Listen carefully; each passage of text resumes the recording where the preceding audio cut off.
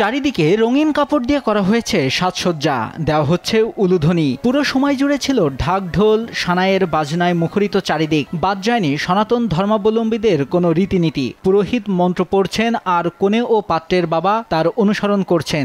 এ সবই আয়োজন একটি বিয়ের অনুষ্ঠান ঘিরে। তবে বিয়েটি কোনো মানুষের নয়, বট আর পাকুড় গাছের বিয়ে নিয়ে এত আয়োজন। পঞ্চগড়ের বোদা উপজেলার পাঁচপীর ইউনিয়নের পীরগঞ্জ মহাশ্মশান এলাকায় 11 জুলাই সকাল হতে গোধূলি পর্যন্ত চলে বিয়ের আনুষ্ঠানিকতা।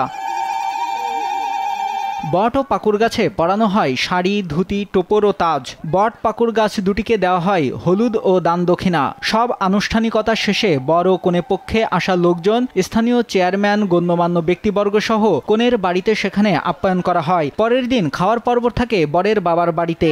পক্ষ থেকে এসেছি এবং অনেক মানুষজন আসে, অনেক গ্রাম জেলা থেকে আসে দেখতে বট পাখির বিয়ে এবং অনেক ভালো লাগতেছে, সবাই মিলে আসি একসাথে। তো আমি বাস্তবে অনেক শুনছি যে বট পাখির নাকি বিয়ে হয়, তো এখন বাস্তব জীবনে দেখতেছি আসলেই মানে বট পাখির বিয়েটা মুহূর্তটা অনেক সুন্দর। হুল্লো করে বিয়ে শাদী হচ্ছে, সেই সাথে আমাদের এখানে যে আমাদের সনাতন সম্প্রদায়ের যে কতগুলো রীতিনীতি, যে আমাদের সনাতন রীতি অনুসারে যে আমাদের বট বৃক্ষের যে এত সুন্দর একটা মনোরম বিয়ে দিচ্ছে আমাদের বীরগঞ্জ শ্মশান ঘাটে, আমি আর কি দেখে মনোমুগ্ধকর। আসলে এরকম বিয়ে আমি জানি না আর আমার লাইফে আর কখনো দেখবো কি না। বিয়েতে আসা অনেকে বলেন আগে এমন বিয়ের কথা শুনলেও তা দেখেননি। তারা এমন বিয়ে দেখে খুশি।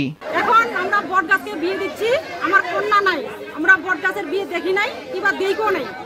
এখন আমরা কন্যার মা সাজেছি, আমরা কন্যা সম্প্রদায় করে দিচ্ছি। এখন ভবিষ্যৎ বাচ্চা কাচ্চা স্বামী সন্তান নিয়ে যেন ভবিষ্যৎ ভালো থাকে। আমি এখানে বটকে বিয়ে দিতেছি, বট পাখিকে। আমার ছেলে আছে, আর তারপরে আমি ছেলের মা হিসাবে এখানে আমি বরযাত্রীকে নিয়ে এখানে বরযাত্রা এসেছি। আমার জন্য মনের আশা পূর্ণ হয়।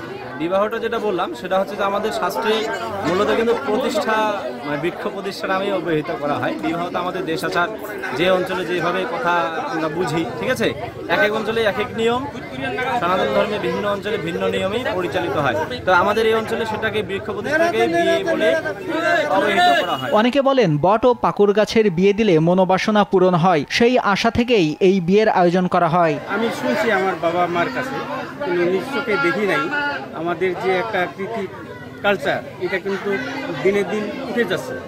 তাই আজকে দেখে আমার মানে এমনও আনন্দিত যে বরপক্ষ এবং মেয়ের পক্ষ উভয়ে এখানে ধুমধাম করে বিয়ে দিচ্ছে, তাই আমি খুব আনন্দিত। স্থানীয় জনপ্রতিনিধি জানান, যুগ যুগ ধরে এই রীতি চলে আসছে, পূর্বপুরুষেরা তা মেনে আসছেন। তবে এটি করলে গাছগুলো অনেকদিন টিকে থাকে।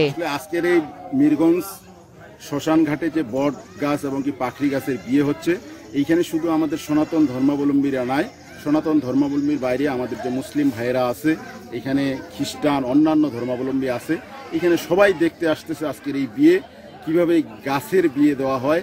এটা উৎসাহের সহিত, আনন্দের সহিত, মানে এটা আগ্রহের সহিত এই বিয়েটাকে দেখতে আসতেছে সবাই দেখে খুব একটা উৎসবমুখর পরিবেশে সবাই উপভোগ করতেছে। এই বিয়ে ঘিরে শত শত মানুষের আগমন ঘটে। আগামীতেও এমন আয়োজন করা হবে বলে জানায় স্থানীয়রা। নিউজ ডেস্ক, দেশ টিভি।